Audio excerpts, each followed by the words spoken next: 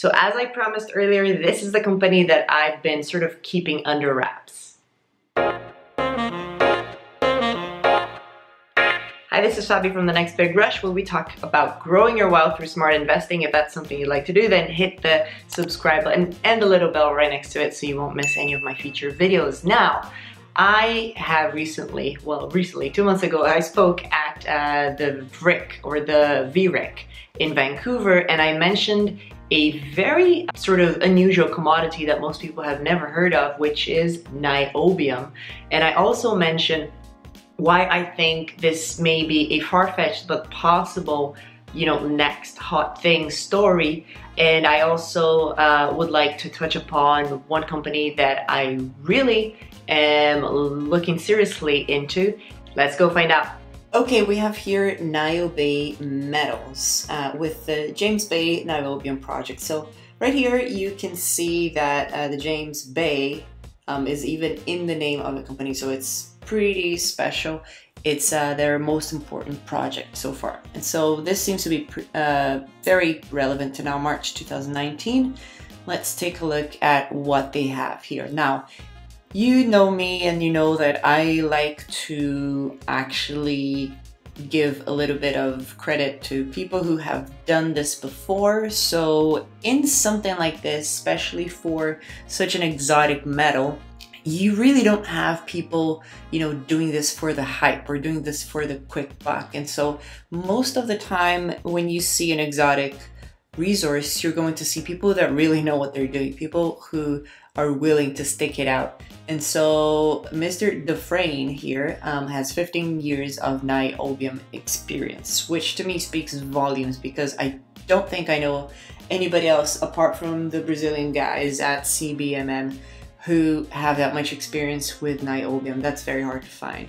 So to have a person, like I said, as an engineer for a development company is a great idea. President and CEO.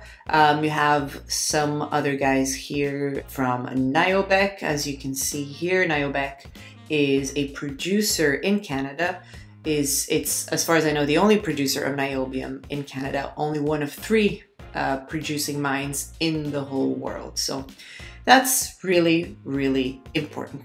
As you can see here, the market cap says that it's sitting at 12 million. That is not so current. It's now down to, let me move this here, less than 10 million market cap. Their cash position from September 2018 is 2.6 million.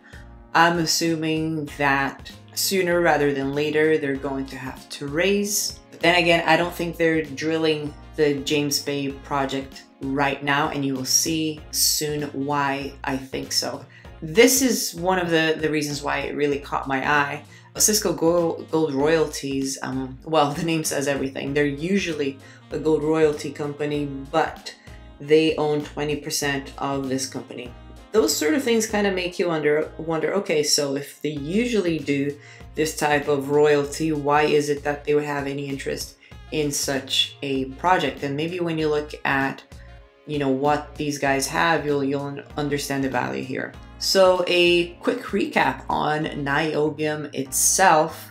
Pretty much reinforces steel. It makes it stronger, lighter, more flexible, and just all around better for things that require very, very heavy infrastructure. So some of the applications of niobium currently and for the foreseeable future would be the making of cars. I don't know if you've heard of Formula E as opposed to Formula 1. So basically Formula E is Formula 1 for electric cars. Super exciting. It has its own rules. It's electric only. And there is a lot of niobium that goes into almost everything inside the electric cars. So if you haven't heard of it, Google it, Formula E. Super exciting. And pretty much everything that we talk about going into the future, being more battery dependent and high-tech applications. A lot of these things don't require, what we used to use for energy and materials such as oil and coal and, just everyday iron or steel. These things take things like niobium and titanium and vanadium, etc. So one of the uses is also in the building of gas and oil pipelines. If you're Canadian, just pretend those things don't exist. I'm not going to get political right now. MRI machines is something that I believe niobium is essential for. I don't think there is something that can take its place. Like I said, structural steels and also turbines. Now here's the thing that got me most excited about niobium, which is the Toshiba battery, which they say is going to hit the market in 2019. Basically, this comparison chart shows everything you need to know. So a typical lithium battery on a 6-minute charge could only get you to about 80, 90 kilometers of range. On a 6-minute charge, the Toshiba next generation battery will take you as far as 320 kilometers. So that's 3 times the performance with 6 minutes. I mean, I'm pretty sure 6 minutes, we can all agree, is very, very fast for charging your electric car. So demand is growing, and you'll see that the more steel we produce, the more things like niobium we need on a per pound or per kilogram or per ton basis. We don't necessarily need to produce more steel in order to raise the demand of niobium. We're just using more of it. Like I said, global supply is basically 3 players. So you have CBMM's Araxá plant in Brazil, which takes up 75% of the whole market. Then you have Catalão, which I believe was bought by the Chinese, and that produces 14% of world output. And then Niobay in Canada produces 11% of world supply. Now, in order to give a little bit of context here, you look at the resources, the grade, and how much we think that each company is worth. We can see here that, well, for resources, you can just forget about CBMM. It is world-class. It will always be world-class. I guess if you only got 10% of it, it would still beat any other mine in the world. So we're talking here about something that we can't even fathom. The grade also very, very high, 2.5, and they sold 30% of the company to the Chinese and I believe Koreans as well in 2012 for almost $4 billion. So let's forget about them. Let's look at more realistic mines here. So 60 million tons and 39 million tons, grades from 0.53 to 0.93, and 2015 and 2016 prices at $500 million and 1.7 billion. So this is the location of James Bay, northeastern Ontario. Beautiful part of the world, which is a problem in and of itself. So instead of leaving it for last, I'm just gonna say it right here. The one caveat that this company, and should say this project, and as a result this company has, is their social license. And you will see here, as exemplified by these 2 pieces of news that you see that were put out this year. So 30th of January 2019, you see here that they received the exploration permit for James Bay Niobium project so that they could, you know, extend their resources, or I should say expand their resources. So it's all fine and dandy. Then I pretty much jinx it by asking how are the community relations going for James Bay. And then on the 6th of March, you read something like this. Niobay Metals provides an update on the exploration permit for the James Bay Niobium project. A quick word to newbies here. Most of the time, I'd say 90% of the time, when you see something like an update and the good news is not on the headline in and of itself, it means it's bad news. So basically what happened is Niobay had received on January the 30th of this year their license from the Ministry of Energy. However, the Moose Cree First Nation and most likely the leader of this group brought an application for judicial review, and it says he was seeking to, among other things, set aside the permit for exploration and requiring the Crown to consult further and fully with them before issuing any other permit. And so for a public company to come out and actually say this, it's probably because it's a serious enough situation about it. And the whole value of this project hangs on, can they convince the local people to, first of all, let them drill the property, second of all, let them build the mine when the time comes to it. So yeah, you see this beautiful place while there are other people looking at it and saying, this is our land, you shouldn't be here. Hopefully they'll sort this out, but I guess for you to really have an edge here, you would have to almost be a local or know people who are living locally to get a feel for what's going on there. Now this is the interesting bit. Remember I was showing you the table of comparison?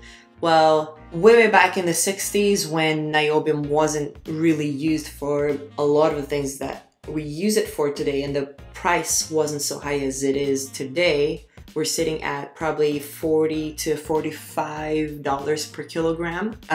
They found an estimate of 56 million tons at 0.52% of niobium. So we're talking here something, you know, that you could go back and compare it to Magris, you know, similar grade and similar resources. And this was sold for $500 million in 2015. And I dare say that 2015 is not going to be the all-time high price for niobium, especially going forward, especially if Toshiba really has some success with those electric vehicle batteries. So it's open at depth, and obviously they want to go back there and do a resource estimate, update all the papers that they have, get to a feasibility study, and get this built. Now here's the shape of the deposit. I'm not going to get very much into it. You can go on the website and check it out. The preliminary mine design, and Niobay is the producing mine in Canada, so they're making a comparison. Niobay versus James Bay, and just showing how this has potential to be something very similar to or better than that. Now, if Niobay has been in operation for over 44 years, it just gives you a glimpse of the potential here. And this is another word for newbies. It says here, based on current price for niobium, the in-situ value of the deposit is over $7 billion US dollars. So $7 billion US dollars is really just what they think the niobium is worth if they were able to extract it, but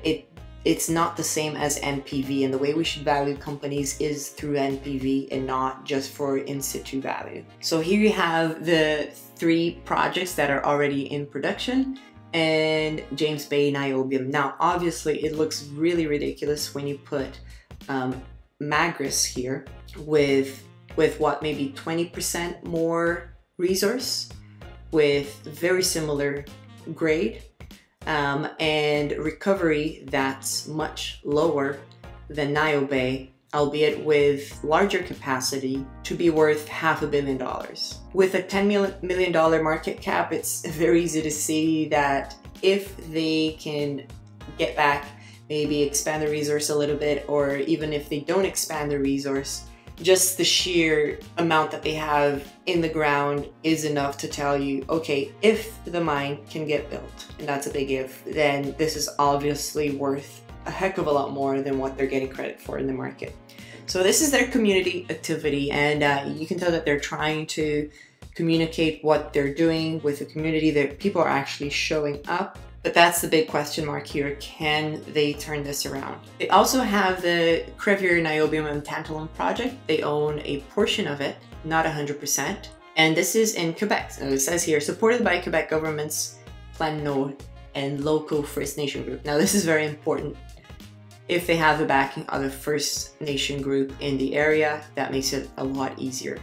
Now it doesn't mean that there is as much stuff in the ground, but at least they won't come to this standstill like they have at James Bay. At Crevier, we're looking at measured indicated resources of about 25 million tons. The grade is a lot lower than James Bay at 0.2, but there's also tantalum, and I don't know the first thing about tantalum, so I can't tell you whether this is good grade or not.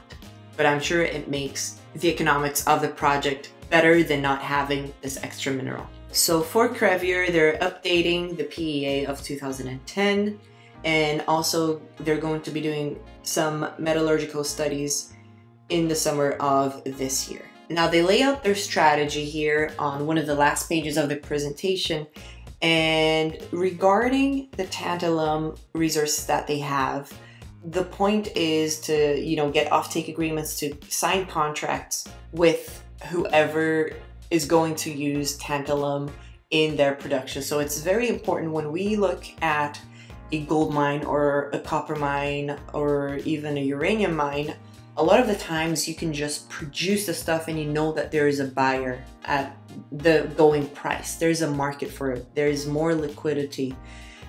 For these rare metals, you're talking about, okay, producing the metal, but then you don't have anybody to sell it to unless you have a contract. An offtake agreement is what we call it. So it's one thing to find the stuff in the ground, but then there's the marketing and sales of actually getting somebody to buy it from you. So obviously it has to be a very high quality end product. Now this is something that I hadn't seen. They say here that their strategy with the niobium is to create a JV to build new alloys manufacturing facility in Quebec. I don't know, and I haven't looked into this, whether this is something that they have partners in mind or are into formal conversations about this sort of JV. But it seems to me like it would be quite complicated to, you know, build a mine and then also have a JV depending on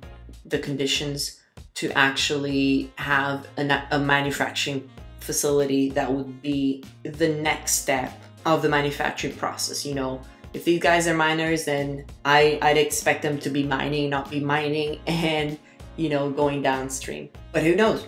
It might work for them.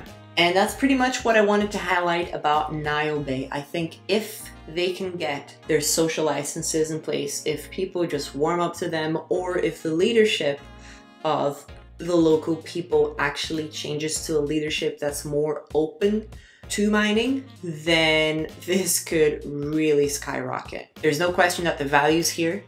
It's just, can they advance this project?